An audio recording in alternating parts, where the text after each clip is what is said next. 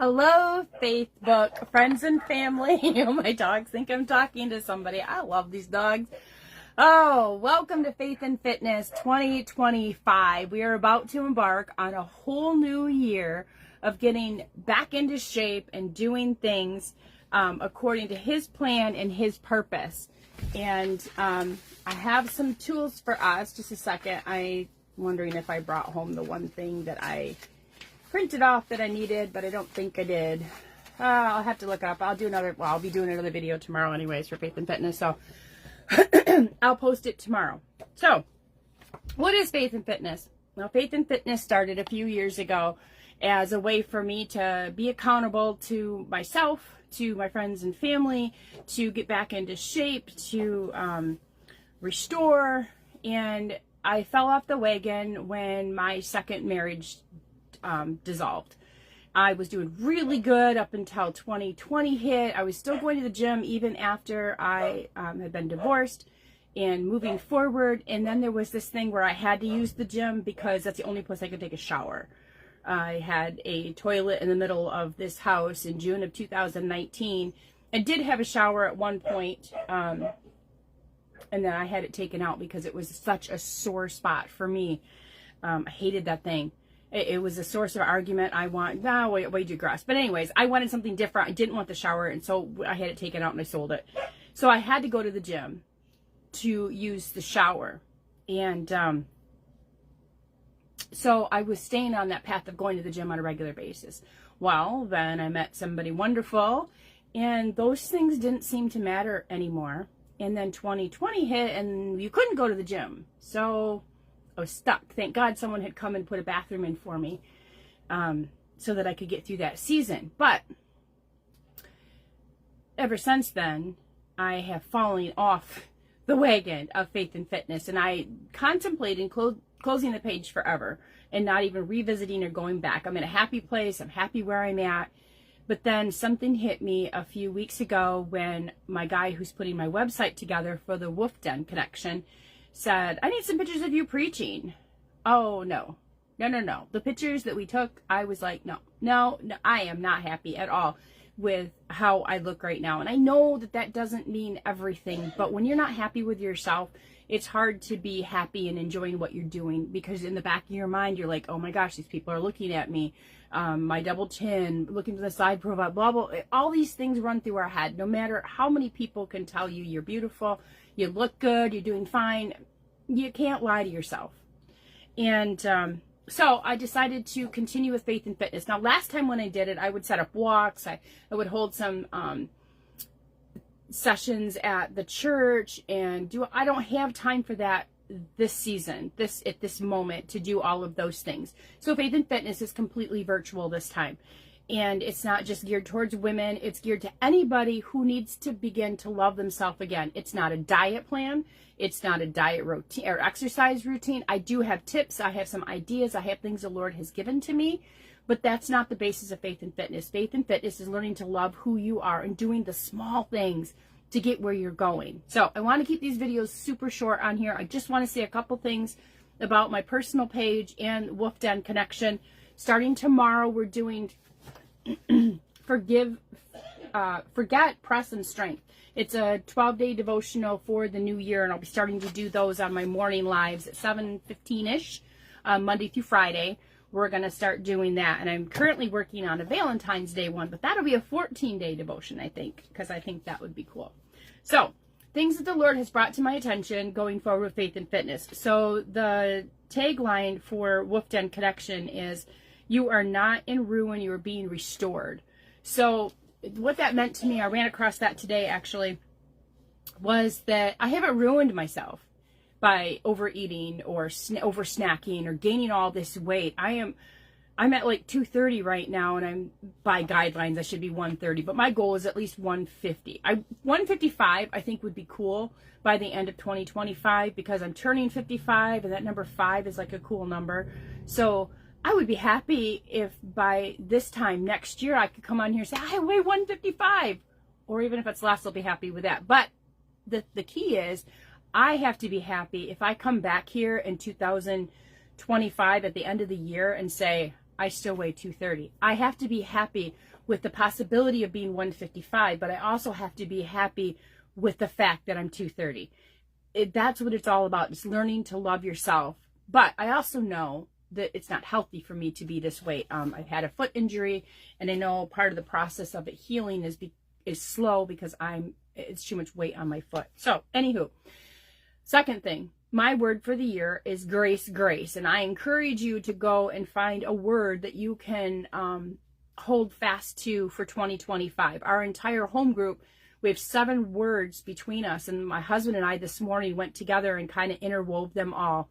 And it's crazy how the definitions of the words that we have fit together, and certain people fit together, and their words are a double strength. And so grace, grace is a double portion. So I was listening, and I didn't write the guy's name down, but I was listening to a sermon yesterday, and I was just kind of going over the notes this morning. And first of all, you need to acknowledge the problem. Okay, my problem is I'm not happy with myself being overweight, and I know I'm not eating right. I'm choosing sugar over healthy. I snack late at night, and I never used to be a snacker.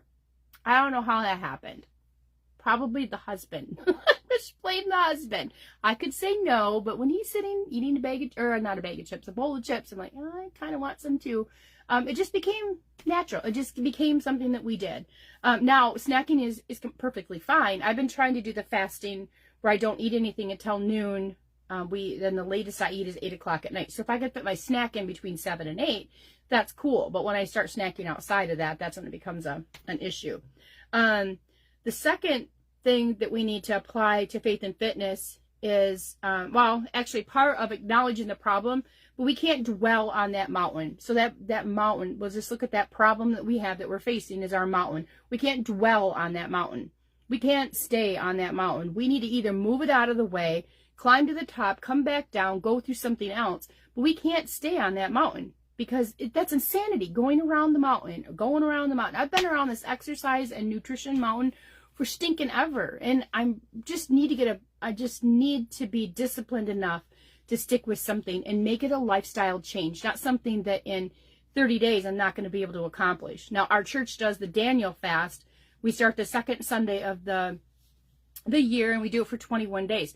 My husband and I lose phenomenal weight on that, but there's no sugar, no meat, no whatever. And if I could stick to that and eat that for the rest of my life, I would be fit as a fiddle. I can't do that. I know that that's just unachievable for me. There's no way I could eat the Daniel fast for the rest of my life. There's no way that I could live the rest of my life without eating wedding cake. I just know that's not a possibility. And so I need to learn how to portion things. I need to know how to say no to things, yes to certain things, allow myself grace, grace, grace. So today I have identified and acknowledged the problem, and I'm speaking grace to it. The second thing we need to do is accept the promise that God will move the mountain. We can't do anything apart from God. His strength is what propels us into what we're supposed to be doing. And so today I'm standing on this mountain and I'm telling it to move. And I know that it's not me that's going to move the mountain. It's the Lord. And it's through discipline, and it's through obedience. And I could ask the Holy Spirit, who's sitting right next to me, hey, what diet plan should I follow? And he could give me instructions. But if I choose to follow my own path and my own plan, oh yeah, this is what I'm going to do. Like, I thought I was giving up coffee for this season. And the Lord said, no, that's your own idea. You don't have to give up coffee. Just don't put sugar in it. Which I switched from drinking coffee with creamer and sugar. Now I just have flavored creamer. I used to have flavored creamer and sugar or honey. I just made it so sweet. But now I have actually disciplined myself to only put flavored creamer in my coffee.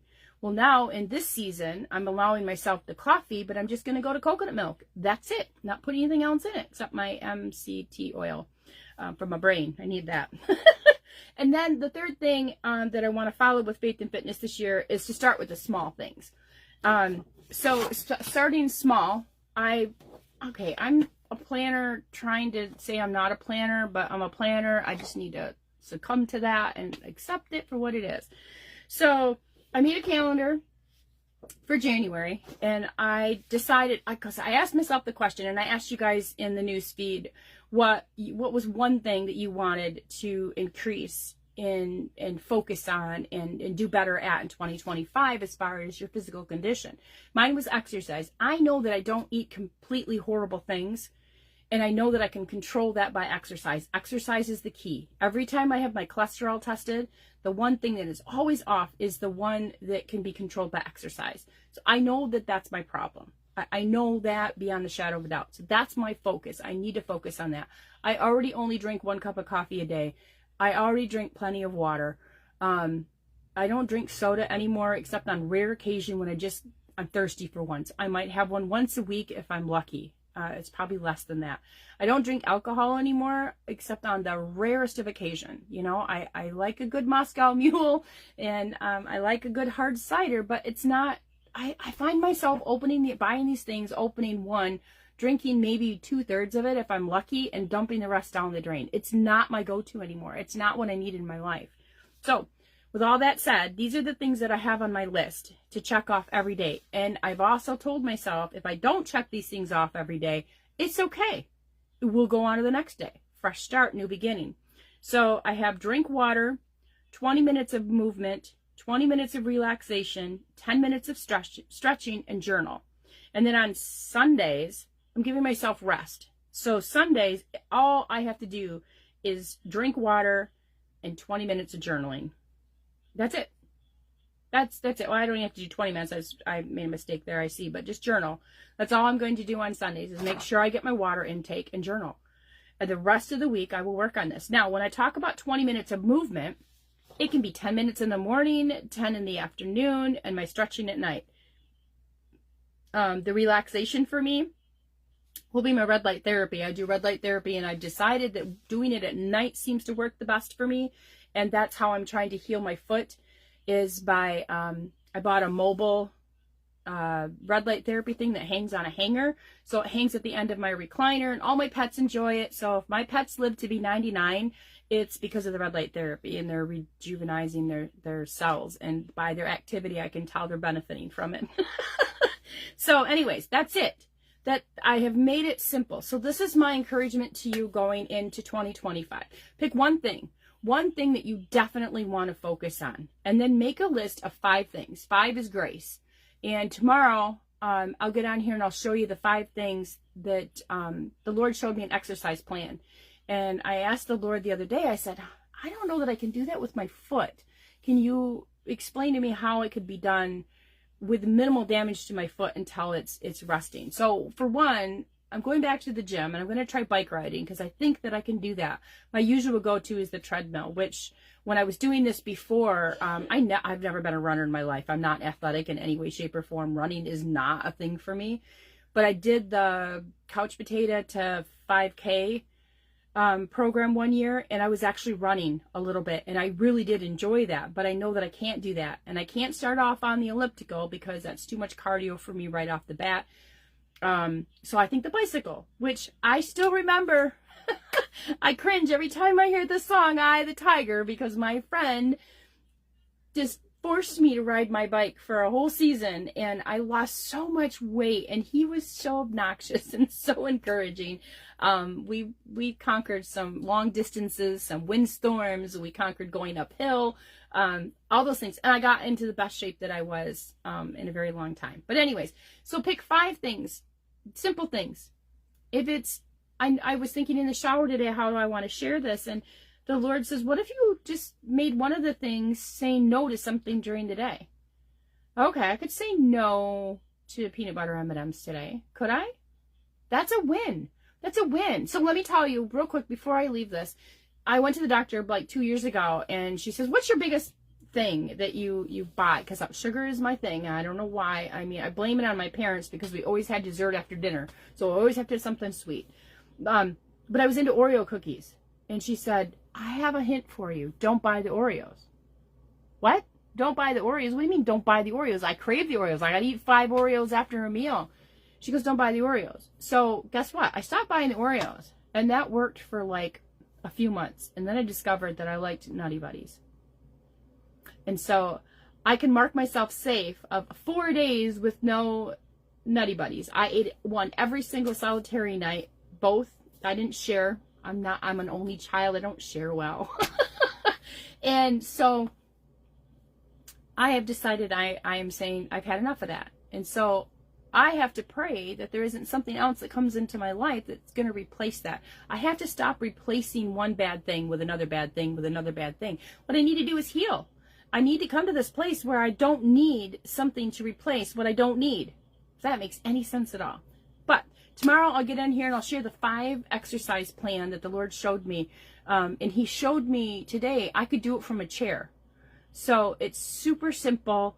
You just throw on some worship music or whatever music you like to listen to, because it doesn't have to be worship music, and you just do this. And I was encouraged because my friend's doing chair yoga and she seems to be doing well at it and losing weight. And I'm like, well, the faith and fitness thing that the Lord showed to me years ago would fit into that. You definitely could do that. So no matter what age you are, you could do it. If you're at an age and you're 96 and you really can't move and you're not as mobile as you used to be, you can do this from your chair, I guarantee. So this is me encouraging you. Get yourself a calendar. I like to cross things off, highlight things, color things. So this will be colorful as we go through. I bought glitter highlighters for my journal, so I'll be using those on here, and I'll try to keep you updated. The other thing that I would say is weigh yourself today or first thing tomorrow, and don't get on the scale again until February. I know that's really hard for me because I want to see my progress. And my doctor also told me that set a goal of 5. Don't say, okay, my ultimate goal, sure, is 150 or 155. But my immediate goal is to lose 5 pounds. That's my first step. So I'm going to go from 230 to 225, and that's going to be my first smack dab. I made it. Yes, that's going to be my first celebration. But wouldn't it be awesome if I got that first 5 pounds down, but I didn't find out until February? But I found out that I lost more than 5. Do you know how encouraging that will be? Instead of the depressing, get on the scale every day or get on the scale once a week, oh, I didn't do it again. It makes you want to give up. So make a commitment today to get on the scale once a month. Not every day, not every 2 days, not every 3 days, not once a week, just once a month. Just so you can, because you want to document your progress, obviously. And then you just take it from there. So I encourage you to do that. Drink your water. That should just be a go-to. That's not even something I should put on my list because I need to drink water. And pick one thing that you are willing to say no to and start there. Because I know if I give myself 10 things to do, okay, you're not going to eat any sugar, you're not going to drink coffee, you're not going to do this, you're going to fast this, you're going to do this, I'll stop. I will quit. It is too much for me. So I feel like this little list that I have, which is what?